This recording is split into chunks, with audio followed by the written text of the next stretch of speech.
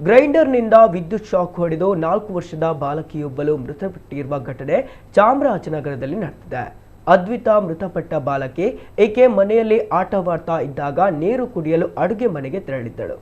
ಆ ಸಮಯದಲ್ಲಿ ಅಡುಗೆ ಮನೆಯಲ್ಲಿ ಆನ್ ಆಗಿದ್ದ ಗ್ರೈಂಡರ್ ಅನ್ನು ಮುಟ್ಟಿದ್ದಾಳೆ.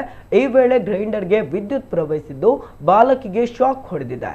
ಅಸ್ವಸ್ಥಗೊಂಡ ಮಗುವನ್ನ ಪೋಷಕರು ಆಸ್ಪತ್ರೆಗೆ ದಾಖಲಿಸಿದ್ರು. ಆದರೆ ಚಿಕಿತ್ಸೆ ಫಲಕಾರಿಯಾಗದೆ ಮಗು ಮೃತಪಟ್ಟಿದೆ ಎಂದು ತಿಳಿದು ಬಂದಿದೆ. ಪೋಷಕರ ಕಣ್ಮುಂದೆಯೇ ಮಗಳು ವಿದ್ಯುತ್ ಶಾಕ್ಗೆ ಬಲಿಯಾಗಿರುವುದರಿಂದ ಕುಟುಂಬದ ಆಕ್ರಂದನ ಮುಗಿಲು ಮುಟ್ಟಿದ್ದು ಗ್ರಾಮದಲ್ಲಿ ಶೋಕದ ವಾತಾವರಣ ಮಡುಗಟ್ಟಿದೆ. ಸದ್ಯ ಪೊಲೀಸರು ಈ ಬಗ್ಗೆ ಪ್ರಕರಣ ದಾಖಲಿಸಿಕೊಂಡಿದ್ದಾರೆ.